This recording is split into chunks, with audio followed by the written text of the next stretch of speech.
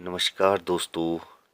आज मैं उत्तराखंडी क्या पूरे भारतवर्ष या विश्व में आप कह सकते हैं सबसे पुराना वृक्ष कल्प वृक्ष को आज आपको दिखाने जा रहा हूँ, जो कि 250 वर्ष पुराना है। यह है कल्प वृक्ष।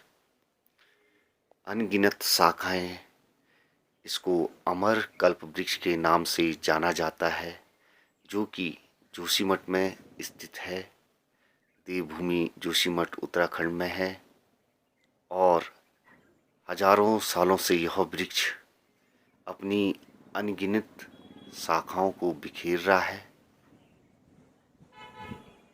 कल्प वृक्ष जिसका मायना है, जिसका अर्थ है कि इच्छाओं का पेड़, अपनी मन की इच्छाएं, इससे आप इसके नीचे जो भी मांगो, कहते हैं कि सब मिलता है। अपना वरदान, इसकी अनगिनत आप शाखाएं देख रही हैं, दूर दूर तक हजारों शाखाएं इसकी बिखरी हुई है। ये अमर कल्प वृक्ष है। उत्तराखंड देवभूमि में यह सबसे पुराना वृक्ष है। 2500 साल से विद्यमान यह असंख्य शाखाओं वाला शहतूत का वृक्ष 22 मीटर व्यास वाले इस कल्प वृक्ष की लंबाई लगभग 170 फीट है। इस पर खास बात यह है कि फूल तो खिलते हैं लेकिन फल नहीं लगते। और इसी वृक्ष के नीचे आदि गुरु शंकराचार्य जी ने भी ज्ञान प्राप्त किया है। ये भारतीय ऐतिहासिक पौराणिक हिंदू धर्म की गाथाओं को दोहराता है। ये देखिए आप, यहाँ पे मंदिर के सामने ये मालाएं लगी हुई हैं। छोटी सी दुकान है, सैलानी आते हैं यहाँ से मंदिर में चढ़ावे के लिए। ये मालाएं लेते हैं, जो कि एक मुखी रुद्राक्ष, दो मुखी पंचमुखी, और ये सामने आपको मैं दिखा रहा हूँ। ये छोटे सा एक दुकान है जहाँ पे मूर्तियाँ हैं। लोग बाग यहाँ से ले करके मंदिर में जाते हैं। ये शिव का एक मंदिर है, अखंड ज्योति जलती है। यहाँ से हम प्रवेश कर रहे हैं। मन इच्छाओं से, कामनाओं से जिनकी परिपूर्ण होती है कामनाएं, यहाँ पे घंटी या घान जिसे बोलते हैं, वो यहाँ पर लोग चढ़ाते हैं। इसी वृक्ष के नीचे अनगिनत लोग अपनी इच्छाओं को लेके आते हैं। अपने मन भाव में जो भी विचार है, जो भी संकल्प है, इसके नीचे लोग अपनी इच्छाओं, कामनाएं के लिए कल्प वृक्ष के नीचे भगवान से प्रार्थना करते हैं। ये आपकी पौराणिक मूर्तियां हैं जो दिखा रहे हैं। ये नंदी, बैल वगैरह जो बने हुए हैं छोटे छोटे, ये प्राचीन काली से ये बनाए गए हैं। ये मूर्ति है गणेश महाराज जी की। आपको ये दिखा रहे हैं कि यहाँ पे शिवलिंग है, देखिए, जो कि मंदिर परिसर में है। और ये महादेव की मंदिर है। और ये आपको मैं दिखा रहा हूँ मंदिर प्रांगण में किस तरह से ये प्राचीन काल से ये मूर्तियाँ यहाँ पे हैं। ये कल्प वृक्ष सदियों से मान्यता है कि इसके नीचे बैठकर मन इच्छा से जो भी वरदान मांगो तो इच्छा पूर्ण होती है। प्राचीन पुराणों में वृक्ष के बारे में अनेकों कथाएं प्रचलित हैं। पद्म पुराण के अनुसार परिजात के वृक्ष को ही कल्प वृक्ष कहा जाता है। कल्प वृक्ष को कल्प इसलिए कहा जाता है कि इसकी उम्र एक कल्प होती है। एक कल्प यानी 14 मनवंतर का होता है। और एक मनवंतर लगभग 30 करोड़ 84 लाख 48 हजार वर्ष का होता है। इसका मतलब कल्प वृक्ष प्रलय काल में भी जिंदा रहा होगा।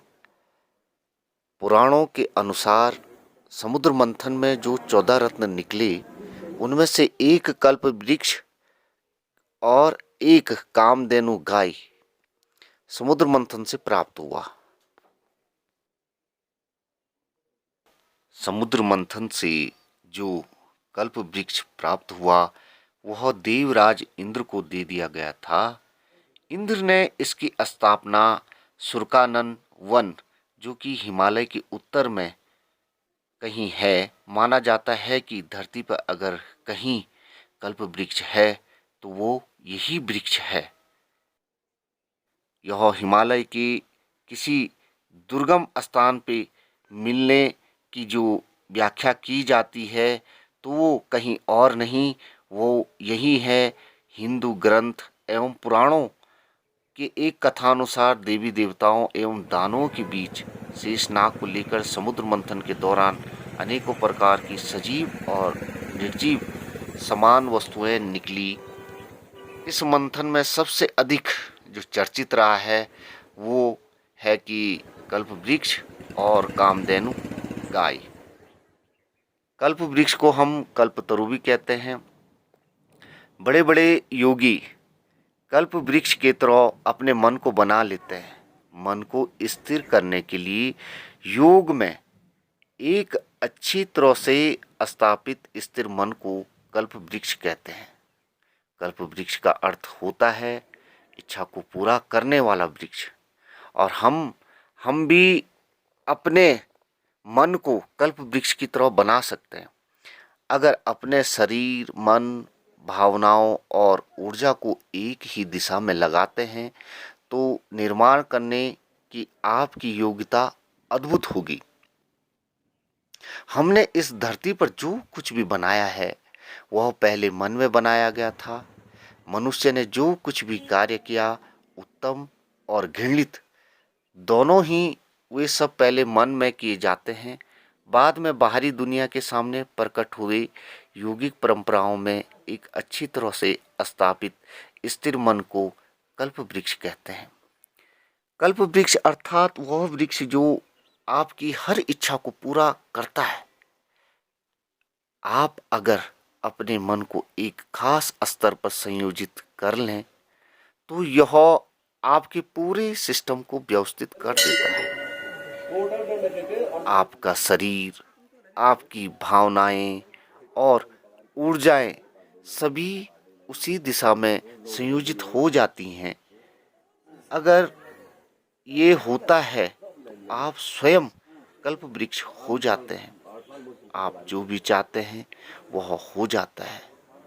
एक कल्प वृक्ष की तरह अपनी भावनाओं को सुदृढ़ करके हम योगी की तरह एक योग साधना में अपने मन इच्छित किसी बात को अगर ठान लें और एक कल्प लेते हैं, मन में जिस तरह से सोचते हैं उस तरह से हम उस को अपने हिसाब से बना सकते हैं।